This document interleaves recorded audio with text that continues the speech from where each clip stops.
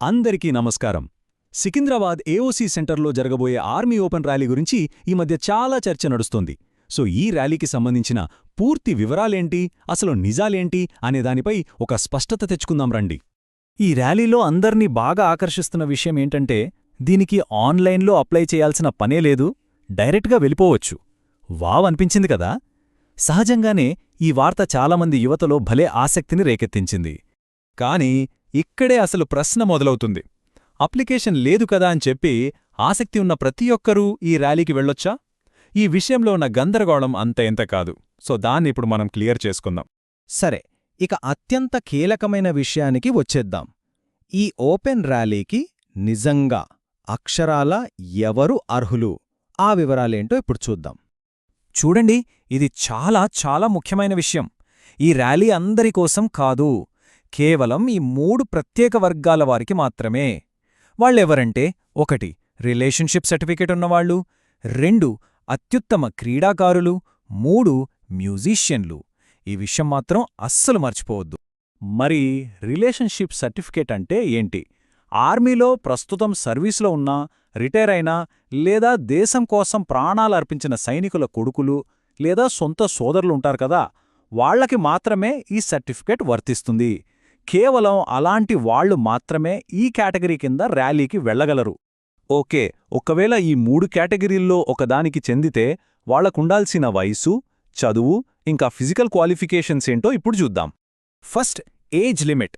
అభ్యర్థుల వయస్సు 17.5 సంవత్సరాల నుంచి 21 ఏళ్ల మధ్యలో ఉండాలి. ఇంకా క్లియర్గా చెప్పాలంటే, వాళ్ల డేట్ ఆఫ్ బర్త్ అక్టోబర్ 1, 2004 నుంచి ఏప్రిల్ 1, 2008 ఈ మధ్యలో ఉండాలి. ఈ డేట్స్ చాలా ఇంపార్టెంట్, జాగ్రత్తగా చెక్ చేసుకోండి. ఇక చదువు విషయానికి వస్తే, అగ్నివీర్ జీడీ పోస్టుకు 10th క్లాస్ పాస్ అయ్యి ఓవరాల్గా 45% మార్కులుండాలి. అదే క్లర్క్ పోస్టుకైతే ఇంటర్ పాస్ అవ్వాలి, అది కూడా 60% మార్కులతో. ఇక ట్రేడ్స్మెన్ పోస్టుకు 10th పాస్ అయితే చాలు, కానీ ప్రతి సబ్జెక్ట్లో 33 మార్కులు తప్పనిసరి. ఇక ఫిజికల్ స్టాండర్డ్స్లో హైట్ చాలా ముఖ్యం కదా. అగ్నివీర్ జీడీ, ట్రేడ్స్మెన్ పోస్టులకు కనీసం 166 సెంటీమీటర్ల ఎత్తు ఉండాలి. అదే క్లర్క్ పోస్టుకు అయితే కొంచెం తక్కువ, 162 సెంటీమీటర్లుంటే చాలు.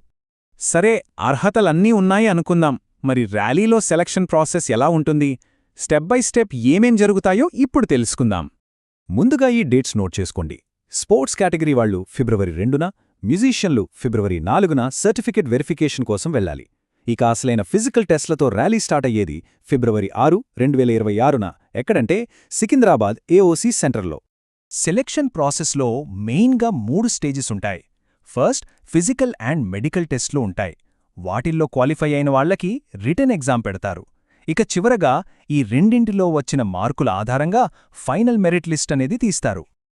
ఫిజికల్ టెస్టుల్లో కింగ్ ఎవరంటే 1.6 కిలోమీటర్ల పరుగు. ఇక్కడ టైమింగే అంతా 5 నిమిషాల 30 సెకన్ల లోపు పరిగెడితే గ్రూప్ 1 కింద ఫుల్ 60 మార్కులొస్తాయి.